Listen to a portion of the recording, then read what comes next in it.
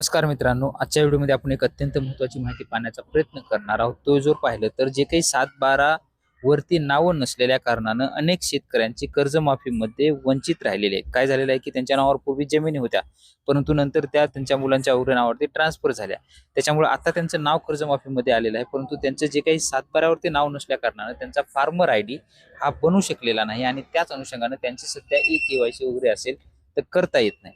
तर त्याच्या संदर्भातील काय करायचं झालं तर त्याच्यामध्ये काय दिलेलं आहे की जर महसूल मंत्री चंद्रशेखर बावनकुळे यांच्या अंतर्गत एक मीटिंग झालेली आहे आणि त्या मीटिंग अंतर्गत त्यांच्यासाठी जे काही शेतकऱ्यांसाठी नवीन निर्णय घेण्यात आलेले आहेत त्याच्यामध्ये जर पाहिलं तर राज्यातील ज्या शेतकऱ्यांची नावे 7-12 उतारावर नाहीत किंवा त्यांचे अधिकार आता इतर त्यांच्या नावांची नोंद झालेली आहे असे जे काही सर्व शेतकरी असणार आहेत त्यांच्या नोंदी तयार करण्यासाठी महसूल मंत्री चंद्रशेखर बावनकुळे यांनी हा निर्णय घेतलेला आहे. आणि या निर्णयामुळे झालं पाहिजे तर राज्यातील जे काही 2,31,000 शेतकऱ्यांना फार्मर आयडी मिळण्याचा जो काही मार्ग आहे तो आता मोकळा झालेला आहे. त्यांना जे काही इतर तांत्रिक अटी वगैरे दूर करून किंवा काही गोष्टी ही करून त्यांना फार्मर आयडी देण्यासाठीची आता मान्यता देण्यात आलेली आहे. त्यांना शासकीय योजनांचा लाभ मिळणं सुलभ होण्यासाठी सुद्धा या संदर्भात सर्व जिल्हाधिकाऱ्यांनी 15 दिवसात जे काही अहवाल असेल तो अहवाल सादर करायचा आहे असं महसूल मंत्र्यांनी सांगितलेलं आहे.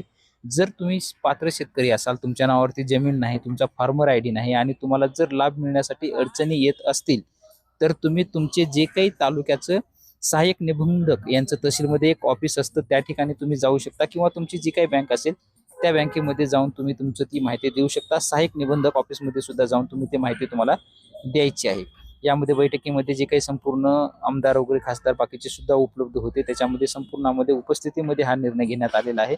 आणि फार्मर आयडी तयार होत नसल्याबाबतची समोर आल्यामुळे जे काही मयत शेतकरी असतील किंवा वडिलांच्या नावे जमीन असून मुलाचे नाव अद्याप 7-12 लागलेले नाही किंवा शेतकऱ्यांना देण्यात आलेल्या जे काही बुकलोत्या जागावर नावाचे नाव लागले नसल्या कारणानं त्यांच्यासाठी हे महत्वाचे देण्यात आलेले आहेत. याच्यासाठी जर पाहिलं तर सिंधुदुर्ग जिल्ह्यामध्ये सुद्धा 1207 शेतकऱ्यांचे फार्मर आयडी अद्याप सुद्धा निघालेले नाहीत. या अनुषंगाने सुद्धा बैठकीमध्ये चर्चा करण्यात आलेली होती. याच अंतर्गत अनेक जिल्ह्यामध्ये किंवा अनेक कर्जमाफीसाठी मिळत असल्या कारणानं अडचणी होत्या. ते सर्व जमिनीचे कागदपत्रे हे गोळा करून सहकार विभागाकडे पाठवण्यात यावीत असं सुद्धा सांगण्यात आलेलं आहे.